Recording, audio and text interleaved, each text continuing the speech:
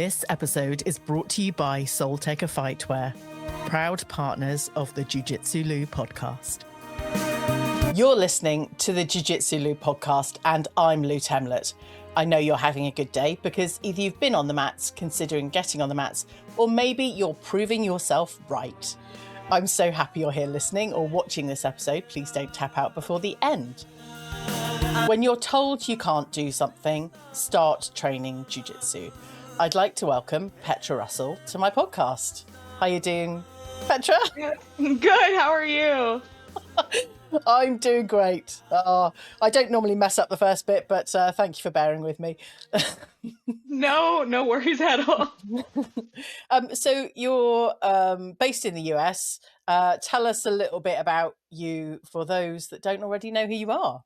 Yeah, I'm based in the US. I currently am based in Indiana and train out of a gym called Crew Fit. We're a relatively new NoGi program in Indianapolis, Indiana. I am currently ranked number 4 at super heavyweight in the world and number 15 at blue belt, like overall. I compete a lot of NoGi. I'm scared of a gi. And I started doing jiu-jitsu back in 2020 and have kept doing it ever since. Oh, I love it. And thank you for that whirlwind. And I just want to, give you your flowers for the being ranked. Now, can I assume that's IBJJF ranking? It is IBJJF ranking. I have competed in a couple other divisions or associations. So like I've competed in Fuji, which is a big one here in the US, and they started branching out internationally. And then I've competed in ADCC. And unfortunately, ADCC is like on like the opposite coasts from me, and I'm very centralized in the middle of the US, and it's very hard to get there. But I'd like to start competing more ADCC because I like their rule set just a little bit better. Oh, nice. Okay, I don't know much about ADCC. We will go and discuss rule sets in a bit, but what is the furthest distance you've traveled for a competition? I travel every year to Vegas to compete, which is, if I drive there, it is 36 hours driving, which we don't drive there anymore. So we fly out like very early in the morning, the day before the tournament starts. Yeah. And then it's like a 4 hour to 8. I think this year it was 8 hours that we had to spend like hopping flights.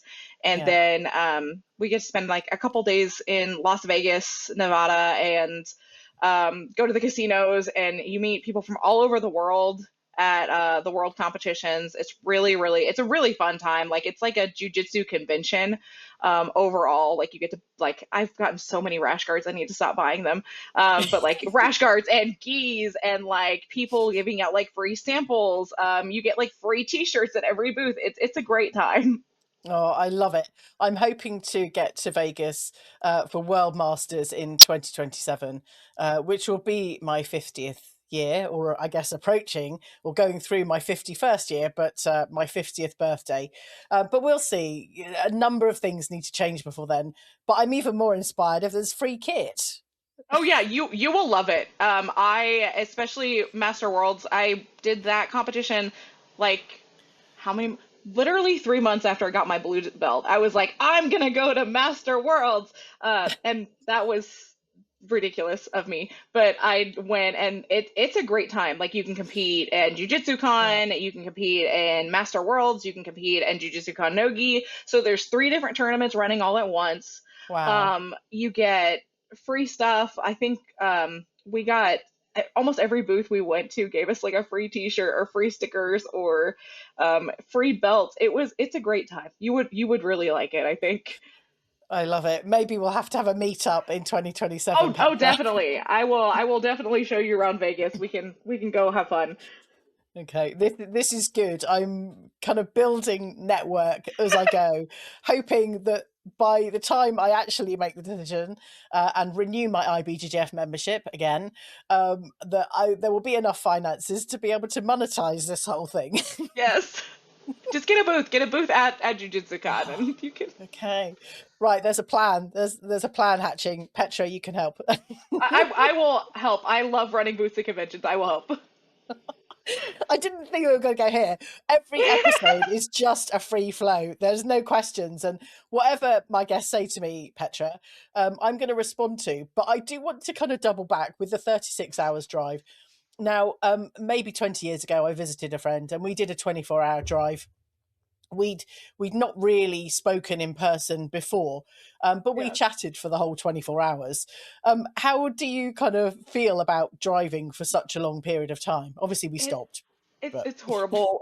I tried to do it the first time I ever drove. I did it straight through and like tried to stay awake the whole time, and I was driving and didn't stop because I was broke. So I was like, I can't yeah, stop and like stay at a hotel. And it's a lot of sitting in the car. yeah. So I was like trying to find things. Like I was running through my game plan and like trying to be like, okay, I'm gonna do this, and if they do this, I'm gonna do this, and then by the time you get there, you're so exhausted just mentally because now I've like run 50,000 jujitsu matches in my head, Yeah. and it's like I just want to go on the mat, just put me on the mat so I can get this over with and go home. And did you have to do the drive home as well? Yeah, I did And what stop was for that one. I was like, no, I good? think I think I will never do this again. And was that your thought process for the whole journey home after that? Yes, it was. I'm never doing this again. I Okay. will never drive this far again. I honestly was like, this was fun. I'm never competing at Worlds again. And clearly that was a lie, but because it was very much like I'm flying next year. Yeah. Yeah. We kind of take away the negative thoughts and go, how can we replace that with something more positive? Ah, there are Y- options. Yes, it's like okay, there's options. It's about the same price money wise. So if I fly, it's costing me Yeah, the same amount as it did in gas. Like good. I love it. But I'm sorry that you had to kind of go through that. But going to these competitions does cost all of us a yeah. great deal of time, money, training, preparation. But what, after a few months of being a blue belt, how were you kind of mentally, physically preparing for Worlds? I was doing a lot of mental preparation where like I had a like an affirmation I'd say every day, and it was like I will fight hard, I will try my best, I'm going to win the gold, and I still do that every time. Like starting 6 weeks out before a competition, I started saying that to myself like every day, every morning in the mirror. It's I will fight hard, I will try my best, I will win the gold. And I just say that over and over again because if I go out there thinking that I have lost, I've already lost. If I go Yeah, out there thinking I don't know how this is going to go, I don't know how this is going to go.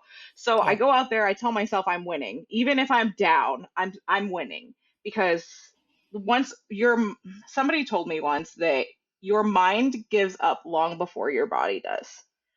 So I can survive anything that I mentally am prepared for. yeah, Even in like my toughest moments, if I'm on the bottom and I'm getting smashed, I just remember really vividly one moment in a tournament I was getting smashed, and I had this thought of I can't do this. She's just stronger than me, yeah, and I I checked that thought immediately. I went, no, this is you giving up. We got to keep going. And I ended up being able to wrestle up and switch the position just because I was like, I recognized I was giving up. And I was like, yeah, nope, my body's not giving up. My brain is giving up. So once you're able to recognize like, hey, if it, sometimes this is a mindset thing, not just a yeah, physicality thing, I think yeah, it's a really important, powerful thing. Um, I yeah, think physical preparation is extremely important. My coaches do competition trainings every Sunday before competitions where we're in there. We're doing so much stand up, we're doing so much cardio. And there were yeah, times I remember right before I had a rematch with the girl who beat me at NoGi Worlds this year. And I remember like the second to last comp training before I did the tournament, I remember thinking, I'm tired. I don't want to do this. I don't want to be here. I just want to go back to sleep. I want to be yeah, home. Why am I doing this? And I was telling myself after that, as soon as those thoughts started coming up, I'm like, she's tired too. She's training hard too. You have to make sure that you are just less tired. Like you need to yeah, make sure that you think that you can do this. Because I think even in preparation, the moment your brain's giving up on you, like if Yeah. you don't want to be there, you're not going to do well in the tournament. I love it. I'm feeling inspired already and going, this is a great process, talking the self kind of inner talk that, you're winning this. You've got to do more or be more or just be prepared for this competition. But one of the things that kind of made me smile inside a little bit was you saying about the mind gives up way before the body. Um, Now, I know you're in your early 30s, but I train with a lot of older grapplers and their bodies are giving up. But does that mean their mind gave up ages ago? I mean, we could ask them. I'm probably, I don't want to I say I'm think the there's, I oldest think, I one think I there's, train with, but I think there's a threshold. Actually, let's just recover the older yes, grappler. I But do think that because I do think, especially like if you started training when you're younger, a lot of yeah, the younger grapplers that I train with and that I watch, they aren't thinking about longevity in the sport. yeah, And so like especially like as an older grappler, like we're to the point I started when I was 26, so I started old, and I'm thinking, okay, well I but have to have 26 long. is not old. In our sport, in this sport though, like people would consider that starting old, right? Because like you have Okay. these little prodigies that are starting at like 5 Yeah. and they're Yeah. out there. I one of my teammates literally said, walked over to me at a competition and he leaned over and he goes, do you ever think about how if we size these kids up they'd kick your butt? And I'm like, all the time. I think about that all the time. But also, like, they're not thinking about longevity in the sport. And when I'm No. teaching my kids' classes, even because I'm the head kids coach at my gym right now, I am thinking about, okay, this is how we do this safely. This is Yeah. when we tap. Because a lot of times, I watch these young guys and they're like, I can muscle through it. And it's like, you can, but when you're my age in 10 years and you Yeah. have to have shoulder surgery 3 times, you're what good did that get you? Like, are you still Yeah. going to be able to do jujitsu? So I think longevity in the sport is something that people don't really think about when they start training, especially if we start older. We're not thinking Yeah. about like, oh, this is breaking down my joints. This is Yeah. I should tap. Like I'm one of those people. Like I I I came originally from a gym that if you tapped, you're weak, and so Oh, I never tapped. Like I got injured so much because I'd yeah. be like, I'm not tapping to this, I'm not tapping, and then I'd be like, oh, gotta tap. Um, and now I kind of look at it as longevity. I'm like, okay, if that hurts, something's wrong. I'm Yeah. tapping. I need to work on this position. Yeah. Because I think that as a sport in general, we just need to think about like, how do I keep doing this longer? Because we are seeing grapplers who are older still competing. And like, I want to be 70 and still being like on the Yep. IBJJF mat. Or at least like going to the gym. Like, I used to train with this guy who was in his late 60s and he was not competing. Yeah. He acknowledged like there were things with his arthritis he just couldn't do, but he liked the community. He liked being able to Yeah. train. He liked getting his body moving. And I was like, when I'm your age, I want to still be on the mat. Yeah. So like I thinking am. about longevity is important. I think it absolutely is. And I'm so inspired by older grapplers equally with the younger ones. But I think you bring up a really significant point about training for longevity, regardless of whatever age you are on the mats, is a really important thing. And, it kind of goes along with some of that safety, some of that mindset, some of the, it's a training mat. That may well be very different at competition. Yeah. Do you see your mindset, whilst it sounds like it's quite competitive because you are who you are and you're ranked and all the incredible things that you're doing, do you think it shifts up another gear when you're on the competition mats? 100%. I told someone like I always listen to music like right before I go on, and I will listen to it up until that final moment, because I know that if I don't have something else I'm thinking about, all I'm thinking about is that girl wants to mess me up. That girl's gonna beat me. Like that girl's like my mindset's just gonna Yeah, spiral. Like I have anxiety and like I know that I'm just gonna start spiraling and it's not gonna end well for me. So I will listen to like amp up music and I am singing. Like there are unfortunately videos of me singing in a competition. Um on the mats. yeah, on the Or- mat. I Okay. actually had somebody tell me, "Hey, like you should be DQ'd for that." So maybe maybe not do that next time. I had a friend literally tell me after I won, and like we were fine, we were laughing, and she goes, the most terrifying part to me was when you started singing K-pop Demon Hunters in my ear while you're choking me. And I was like, I was not. She goes, you literally were singing Golden in my ear. And I just hear, we're going up, up, up. It's our moment. And she's like, and I'm like, what's happening right now? And I'm like, I'm sorry, it helps me breathe. Love it. I love it. Yeah, I'm going to take that one away, Petra. I like that idea. I think if I can sing, I can breathe. I used to be an opera Yeah, singer, so I'm like, if I'm singing, I am breathing. So I think my brain just latched onto that, and my brain's like, okay, this is your song. You're going to the tournament with this song. This is your yeah. tempo. Like one of Mm, my amp songs for one tournament was Lion by Saint Mesa. And like it's like a heavy drum beat, and it's like bring the lion out, bring the lion out. And so like mm, I just hear that in my head. And I was like, if I have that tempo, I know what tempo I need to compete at. yeah, So I'm following that tempo, I'm following that beat, and I am, if I can sing that to myself, I know I'm breathing because I'm breathing in that same pattern and that I tempo. love it. You just can't do it out loud. Okay, I've got that, but I thank you for sharing that you used to be an opera singer, because all of these other creative aspects that we might have been influenced by in our lives really do contribute to who we are today. Whilst have not been an opera singer, I have been taught to sing and breathe from my diaphragm, and you've just reminded me the importance of, kind of that breathing from the belly, not kind of the Yeah. chest.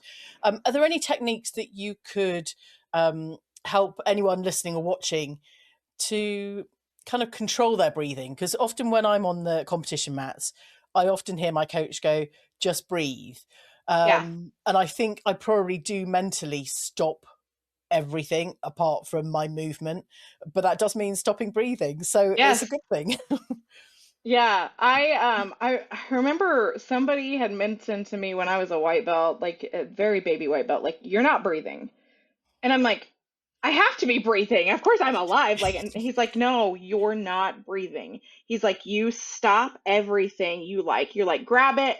And then while you're grabbing for it, you aren't breathing at all. So you're not oxygenating your blood. You're Yeah, not able to move. Your muscles don't know what they're doing because now you're just in severe fight or flight. yeah, And if you're not breathing, your brain is just panicking. yeah, So I I try to check my breath when I'm fighting, or even if I'm just rolling, or even if I'm just doing technique, because like yeah, if I'm breathing very shallowly, I can tell a lot of the times that like I'm really tired. Like my body feels really stiff. And so like I'll start like trying to make sure that my breath is going down into my hips. Like I always am like, pretend the air is flowing into your hips. Because if I can get a breath that deep, like, yeah, okay, now I'm breathing. And even if it's just one breath, I can reset like the way that I'm doing things. A mm, lot of times between rolls, like if I'm not moving around or if I'm just exhausted, I'll lay on the mat and I'm like, my back's on the mat. I have to breathe into my back. Like I should feel the mat against my back. yeah, And if I can do that, then I have my breath is right. Um, so I will try to do that. I also do like measured breath. So it's like, okay, because adrenaline dumping is huge in between like yes, different fights. So it's like if you're in a tournament, you'll have, um, okay, I have one fight. And a lot of times it's super heavy, like, okay, we only have one fight.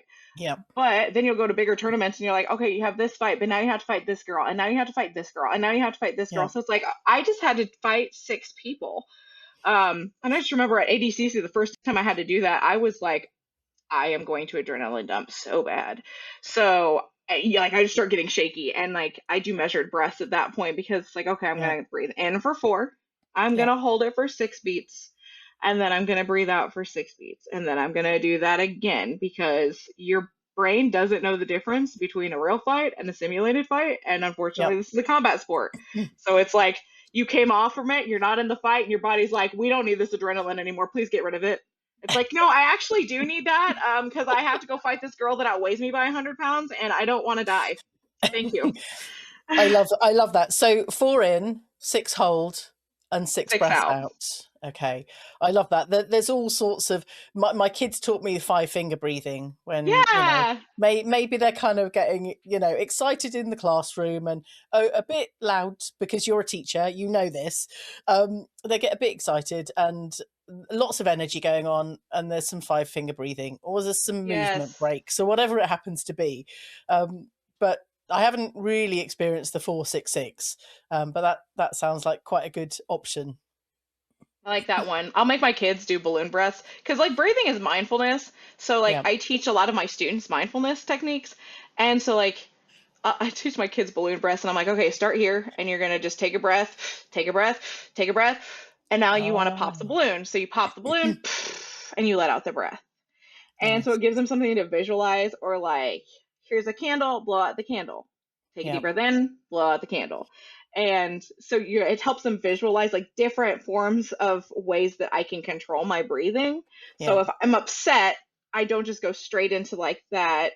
I'm going to throw things or I'm going to like punch something. It's okay, I need to do a balloon breath right now, or I need to pick petals off a flower, or I think yeah, visualization is really important for all mindfulness. yeah. I love the fact that you're talking about mindfulness.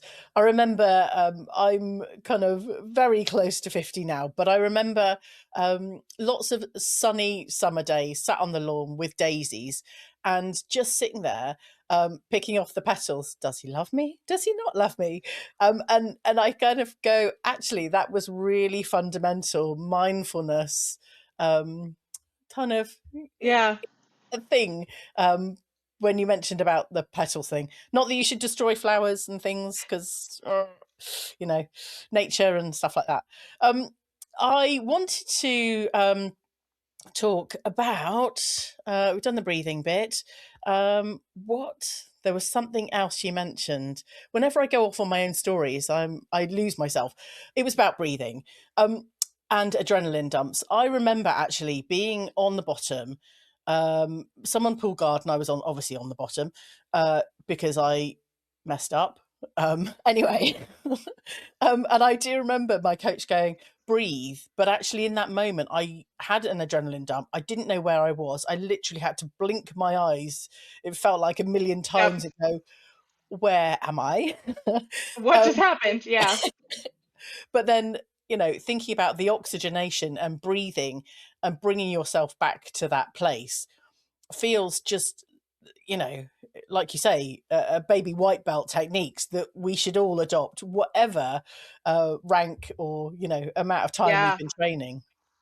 Yeah, I remember like sometimes I'll be on the bottom and like in training, I've had my partner, he's stopped. He's very supportive. He's one of my main training partners and he was like, "You're not moving. Are you good?" And I'm like, "Yes, sometimes when I'm on the bottom, I need to breathe because otherwise I'm not going to Yeah. know what to do." So sometimes I'm like, "All right, I'm in bottom side control. I live here for a second. This is fine. This is fine. Okay, now I can work my way out of it." Yeah. Yeah, it does give you the opportunity for that thinking time, Yeah. because I always liken jujitsu to playing human chess, Yes. normally under quite difficult circumstances. I agree. I had my private coach, he had mentioned to me, he's like, I don't believe you should go in with a game plan because it's chess. This is a game. So you need to think about, okay, I want to do this, but if they respond this way, what am I going to do? Yeah. So he's like, it's you need an answer to the moves. Mm. Having an answer is always the way forward, I feel. Just a quick pause in the episode. This podcast is proudly brought to you by Soul Taker Fightwear, official partners of the Jiu-Jitsu Lou podcast. I've been around the team recently through Grapple Worlds and Enyo, and it's been great to see how much they're investing back into the sport of Brazilian Jiu Jitsu, especially supporting athletes and events. If you haven't already, go and check them out at Soul Taker Fightwear. This is the Jiu-Jitsu Lou podcast with me, Lou Temlett, coming to you from the UK. Keep checking out the clips that drop as soon as I released an episode. No, whenever. I release the episode later, but the clips get dropped earlier. So keep following,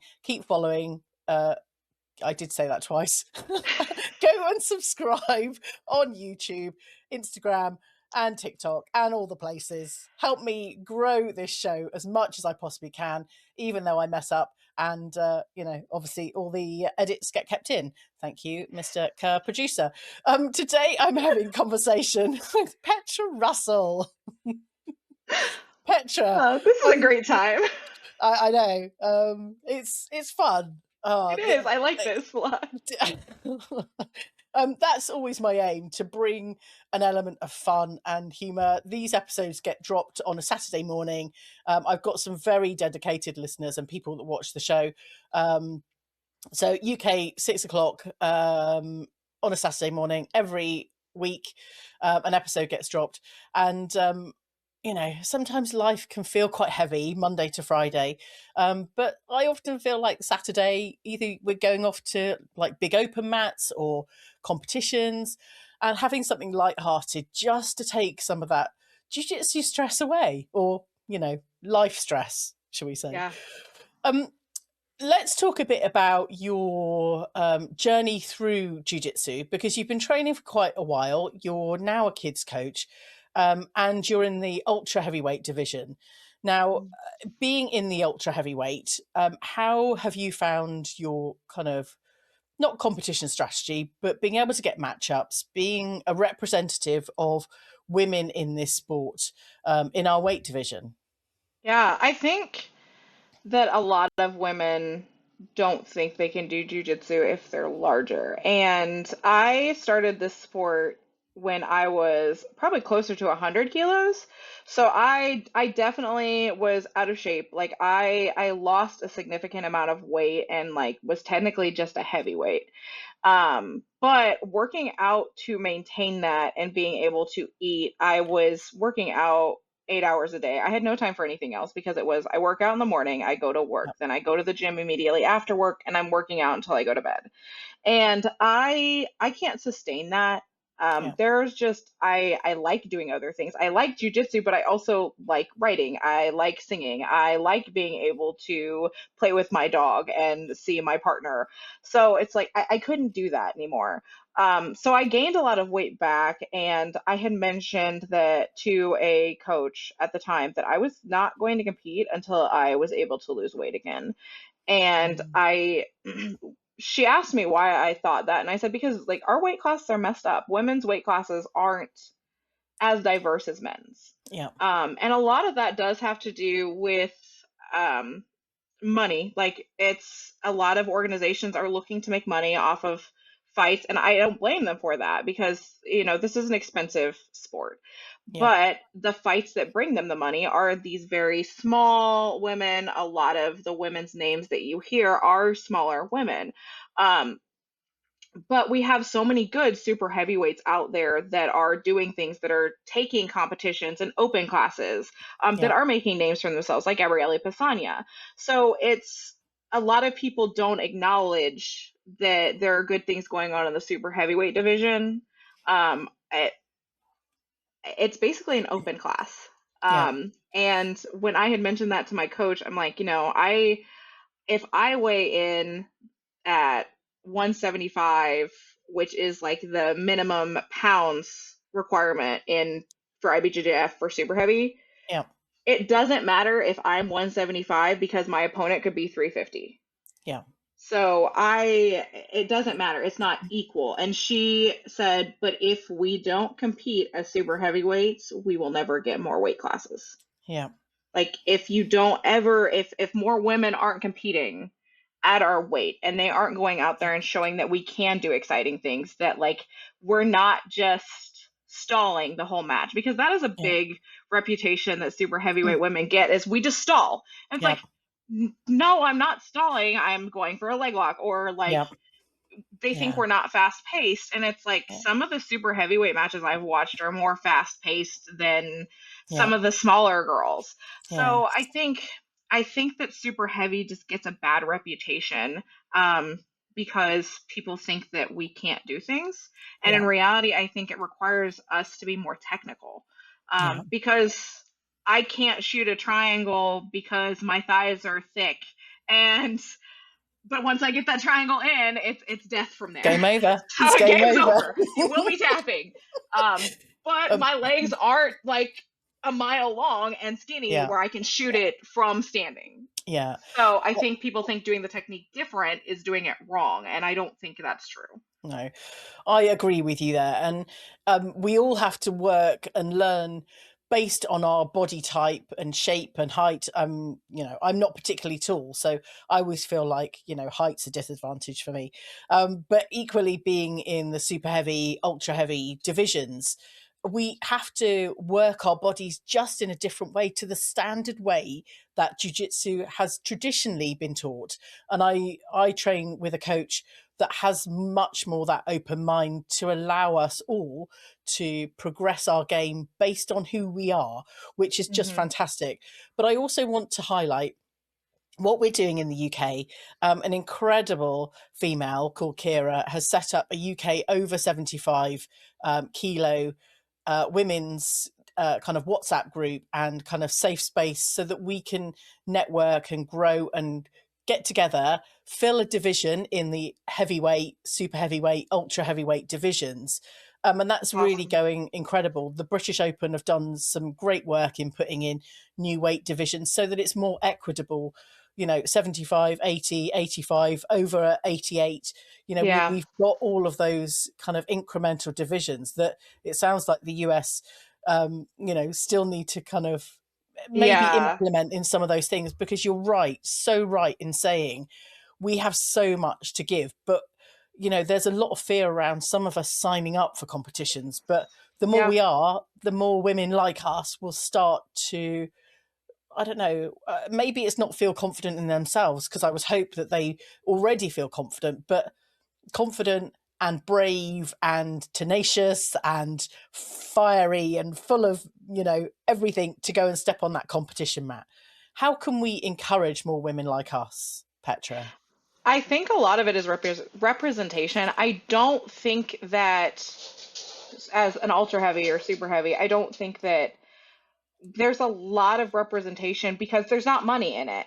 Yeah. Um, we have in the U.S. there's a really awesome super heavyweight female. Her name is Tori O'Neill Strong, and she has established an organization called the Mighty Dames, and she's running a full invitational here that's just women over 175. Oh, wow. So it's just women that are in that super ultra heavyweight. So that way, like we can see more representation from that weight class. Yeah. And it's like I've looked at some of the matchups and I'm like, they're super exciting. There's women that like I have never gotten to see the opportunity to see them compete that are competing in this invitational.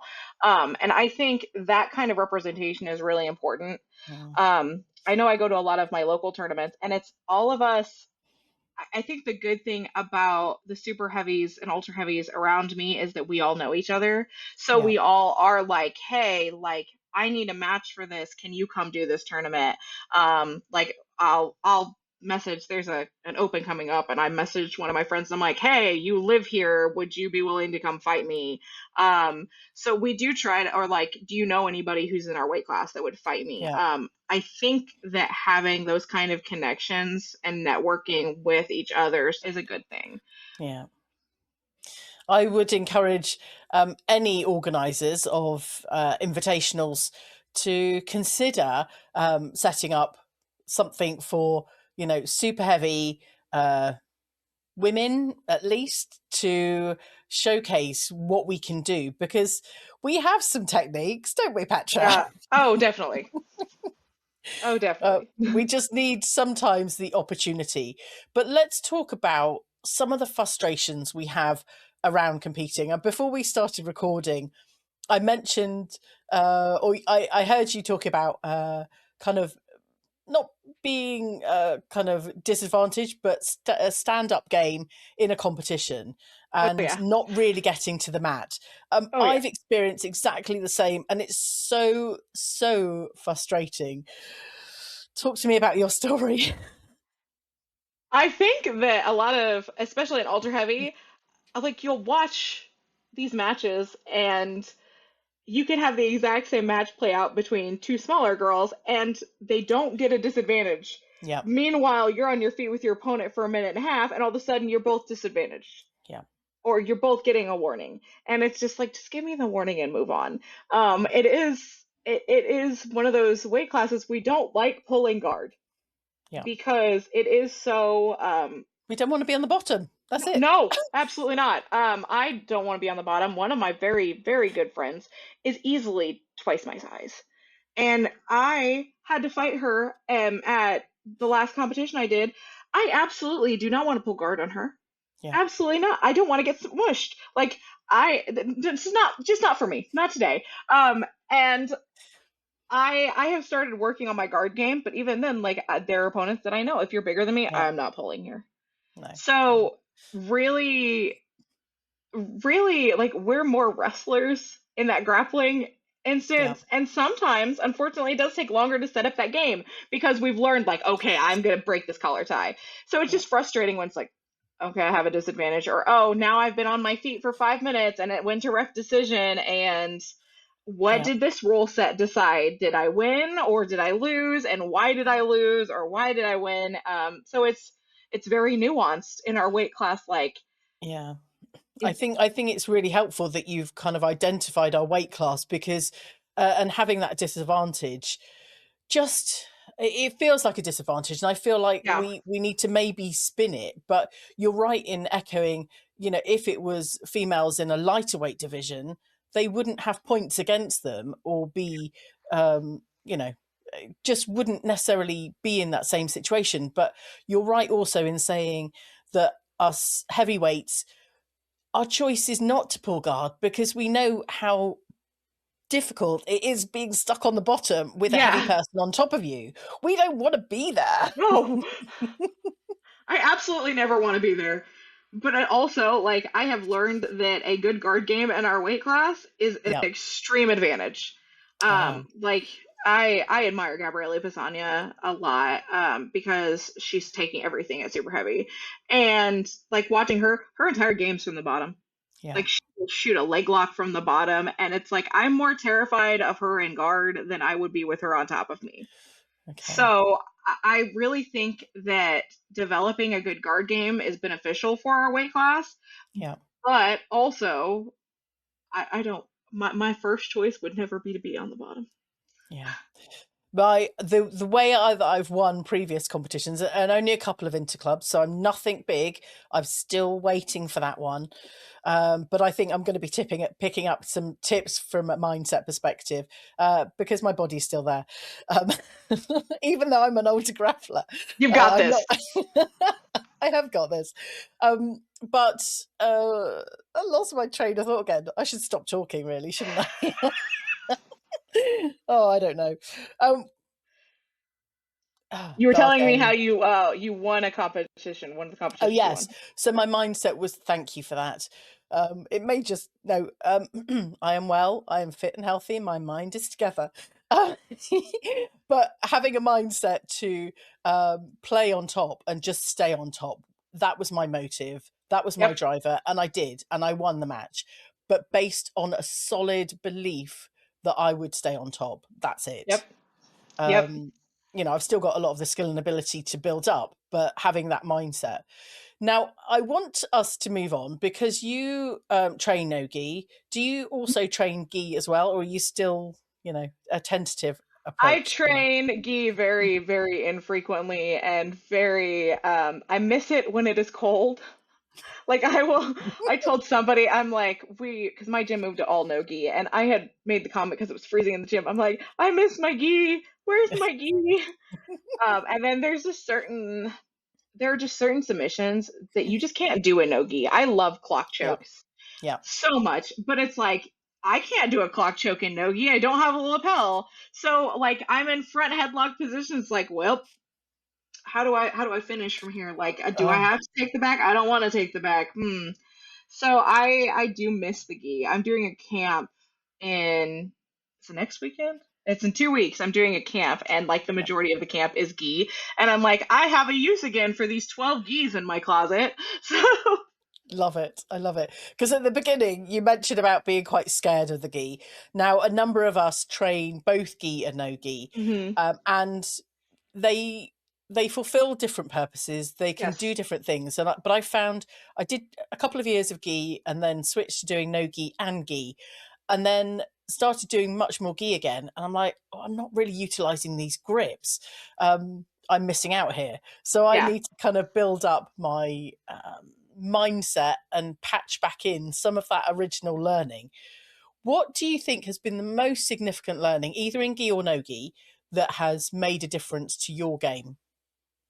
For me, I think it's been how to utilize different grips in both gi and no gi, Yeah, because there is a difference. Um, like I trained almost exclusively gi for the last 2 years. And so I had one day a week it was no gi, even though I was like, I'm gonna go and do no gi worlds, I'm gonna win it. But I for 2 years I trained almost exclusively gi.